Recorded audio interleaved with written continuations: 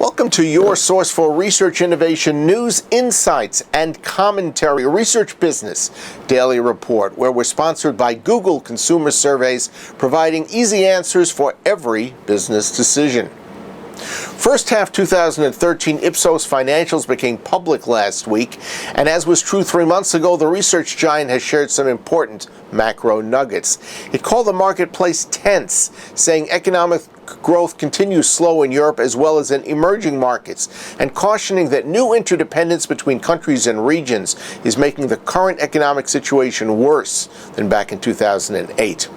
Customers have seen dramatic changes in recent years. Their individual needs are being taken more into account, and they have a broader range of options. However, marketing spending is suffering, and questions are abounding about how much to spend, where to spend it, on what, plus measuring marketing impacts.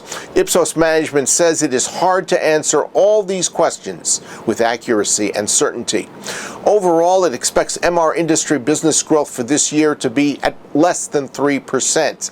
In the face of, quote, imbalances, disruption, and participatory uprising, the need for information remains immense, end of quote. That's a plus. And Ipsos says even if research companies provide an imperfect service, we all know they can still help clients to choose the right ideas, the right means, and the right measures. Here's a quote to ruminate about. Quote, Ipsos believes that the industry's average performance does not reflect its potential. There is still plenty of demand from clients willing and able to pay. It is our services that must change and adjust to the needs of our clients, end of quote. And what are they referring to? Ipsos says what researchers discover and report needs to be simpler without being simplistic, and we need to be more vocal. Ipsos also laments in the report, quote, other parts of the marketing services sector who are hogging the media spotlight, and that's a direct reference to big data and social media. This is a shame, Ipsos says, because our expertise and the tools and protocols we use put us in a good position to inform clients on such topics. We are linking to the Ipsos release in the box underneath this video and also in Thursday's email alert. And by the way, if you don't already get an email from us every day, please send me at info@rflonline.com your email address with that simple request, and we'll make sure that you get an email as soon as a new video is produced and put up on YouTube. Next, Edward Appleton is a regular contributor on the Green Book blog, and we reached out to the Avery Dennison Senior European Consumer Insights Manager last week because he said he wanted to talk about some research vendor delivery shortfalls. There are gaps, Bob, between, I think, what many clients, many of the people I talk to are looking for in any project, and frankly, what a lot of agencies actually offer and then deliver. And I would say the main gap is at the back end of a project where it really becomes a question of analyzing a data, putting it together so that you have a cogent narrative, looking at the implications, the potential business actions, and being able to do that part of the kind of like the management of the project better. I think it's a mindset of what, I think research agencies feel either comfortable with or they can actually deliver on.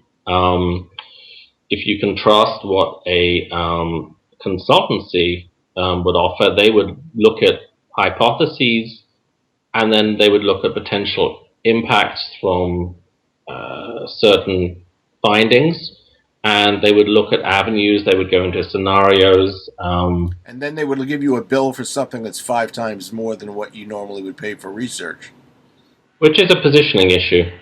And that's one of the kind of like the circular issues. If you want a seat at the top table, you have to earn it.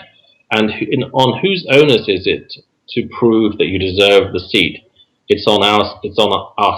We have to prove first. Nobody's going to ask us to say, oh, would you like to join the board for the next 3 hours and join in all of our business discussions? No, they will want to know first in advance that you understand the business issues, that you've got something to say which is valid, and you can have a broad business impact. Otherwise, you remain a market researcher who gets called in for 10 minutes to deliver the results of a survey. That, to me, is not consulting. But in your interactions with market research vendors, isn't it almost a catch-22? You're waiting for them to exhibit the interest and the commitment to find out exactly what's going on in your business, and they may be expecting you to give them an invitation first? You have to break through that, and I think the onus is on both parties to do it. You have to lean forward and say, okay, so from an agency, say, can I spend time with your marketing people, sales people, whatever? Ask if the project has finished, what happened to the results, what is marketing doing? Can I come in and chat to you about it? Can we have a phone call? More phone calls, more frequent interaction, more questions, more curiosity, and not this kind of like the project finished, it's done, satisfaction is good, done deal. That's your Research Business Daily Report, sponsored by Google Consumer Surveys, providing easy answers for every business decision. There is a link underneath today's RBDR that presents an entertaining, informative, animated video about just how GCS makes customer research so easy and reliable. Have a great research day, and we'll see you all on Monday.